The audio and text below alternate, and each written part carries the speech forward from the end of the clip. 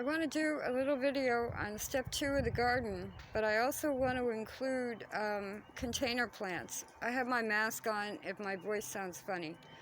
There are my cacti. These are Opuntia humifusa, which are endangered, but this one right here is another type of Opuntia, and these are actually vegetables.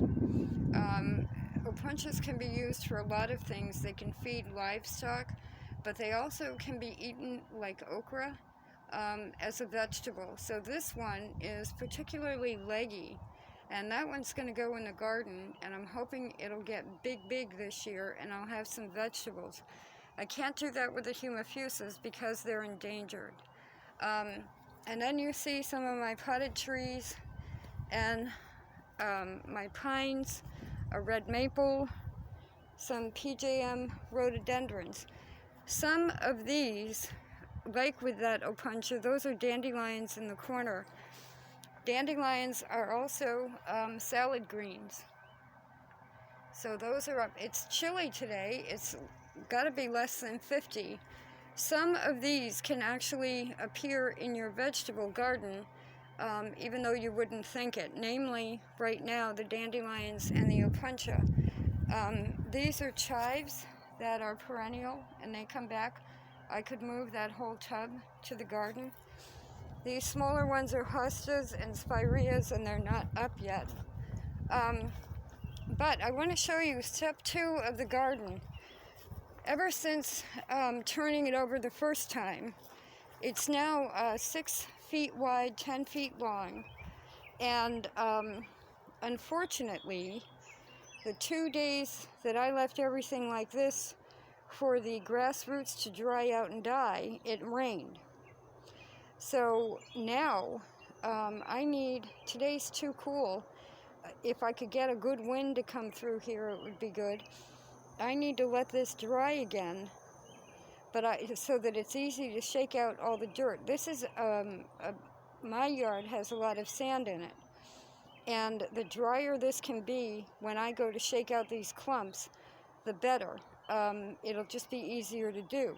If I let this go for too long, the rain that we had is going to sprout all kinds of things.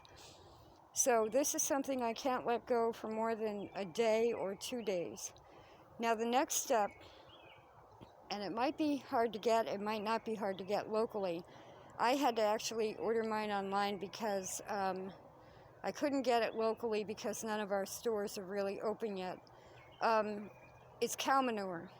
Now, when I had the herb garden, the first year, I mixed cow manure in with the whole thing, and then didn't have to do that again for maybe, I am going to say like 5 or 6 years, and then it would get mixed in around certain plantings.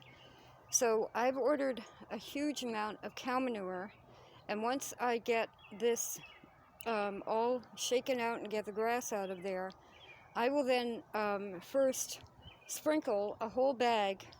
So I bought 40 pounds of dehydrated cow manure, and that whole 40-pound bag is going in this 6x10 garden.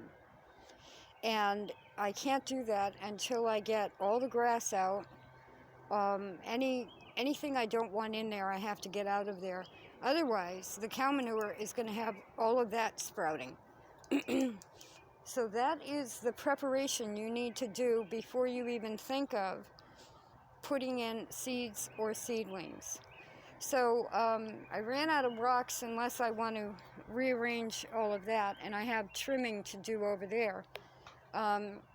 So I had this fence just sticks in the ground, and at the least it'll keep the rabbits half out of the garden. It's kind of a joke. But what's going to go, the other thing you want to look at is how your property slants.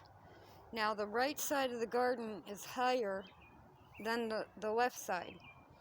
I want the cacti up here so that the drainage goes this way, and I want the beets, the onions,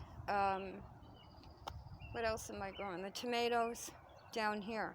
The pumpkins actually need 3 to 5 feet per plant. Those are going to be in the corners. all four corners and probably one in the middle. So while you're waiting for your soil to be correct, you can be drawing this out and double checking what the plants need for growth, the drainage they need, and make sure that you plan it out a little bit before you actually plant them. Because once you have them in the ground, it's better to leave them in the ground, whether they're seedlings or whether they're seeds. So let's grow food.